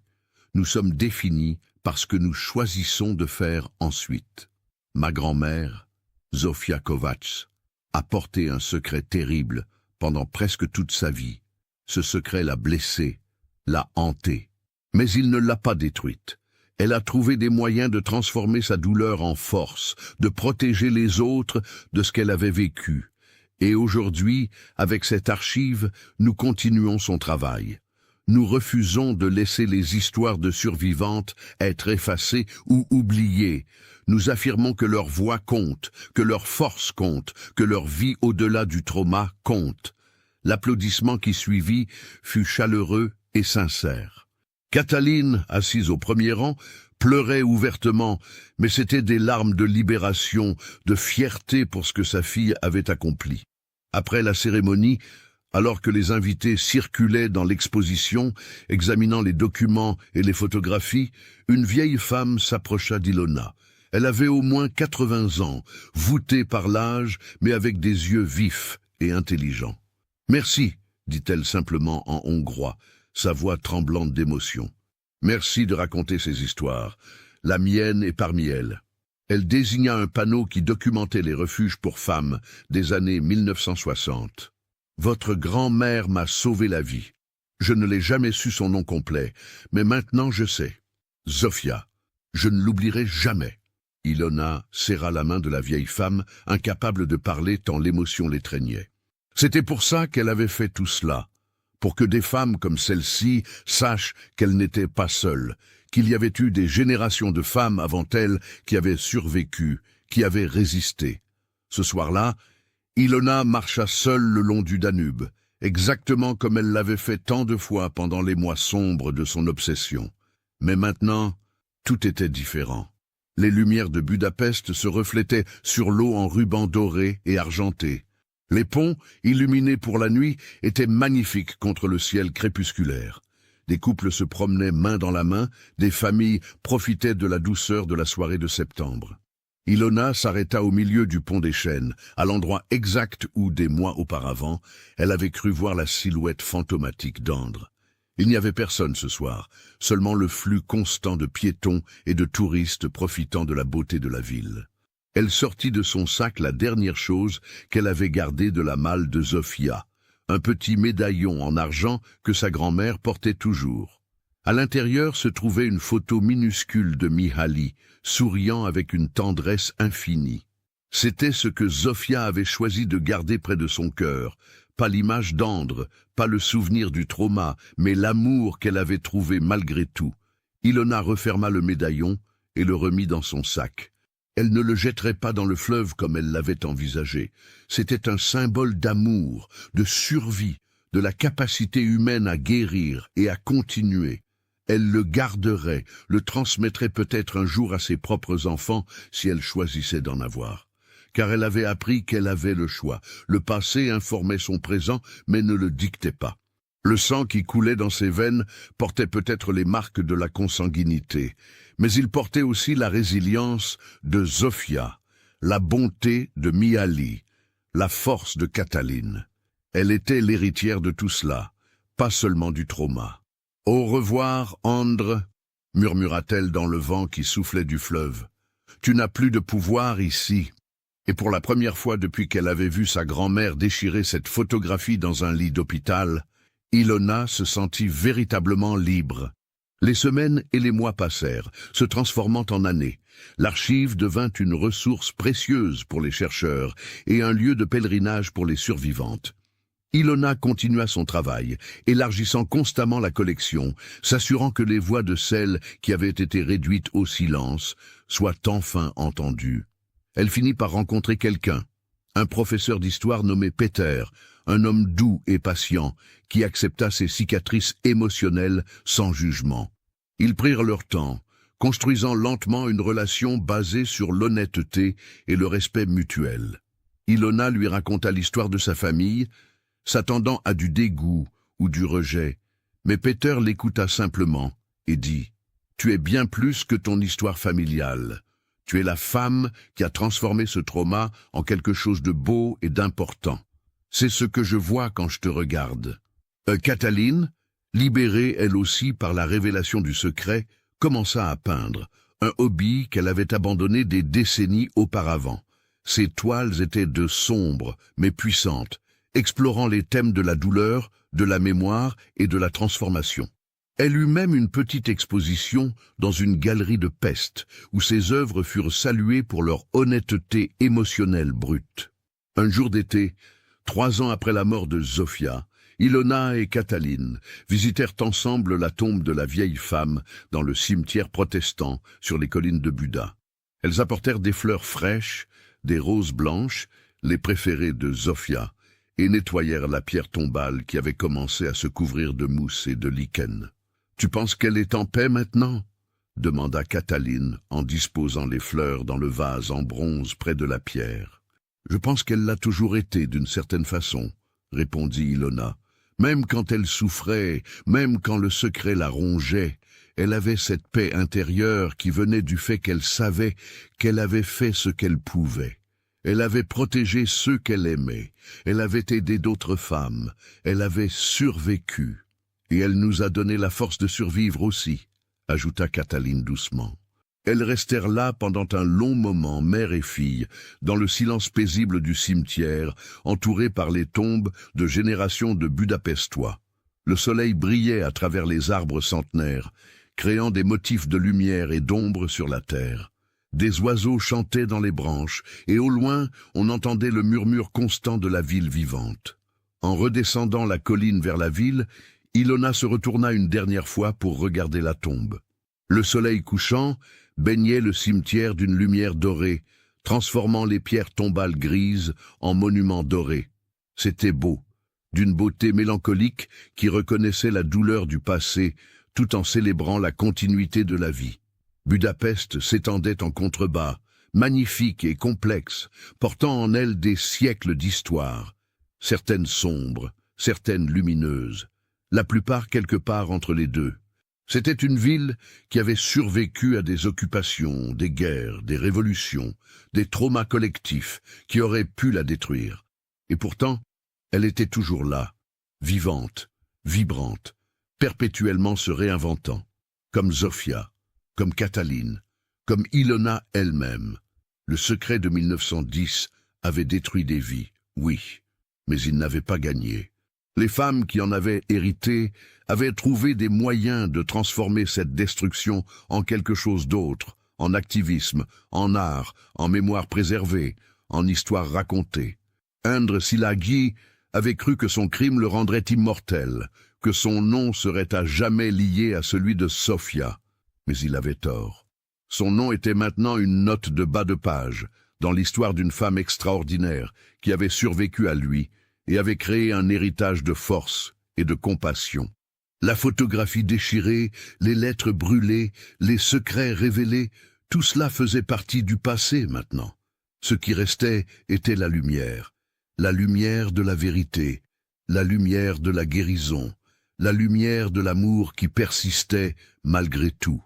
Et tandis qu'Ilona marchait main dans la main avec sa mère vers le tram qui les ramènerait à travers le Danube vers Pest, elle sut avec une certitude absolue que le cycle était enfin brisé.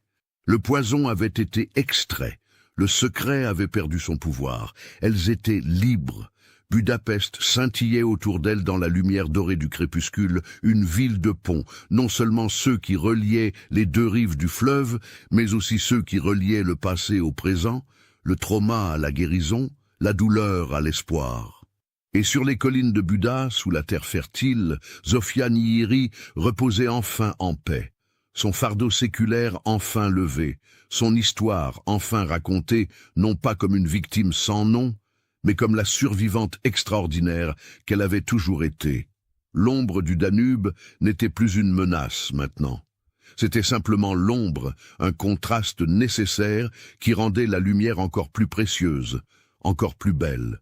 Mais qu'avez-vous pensé de l'histoire? Laissez votre commentaire ci-dessous et partagez vos réflexions sur ce cas terrifiant. Envie d'autres histoires d'horreur mêlant histoire et mystère. Abonnez-vous, activez la cloche de notification et partagez avec ceux qui aiment le côté obscur de l'humanité. À bientôt pour le prochain cauchemar.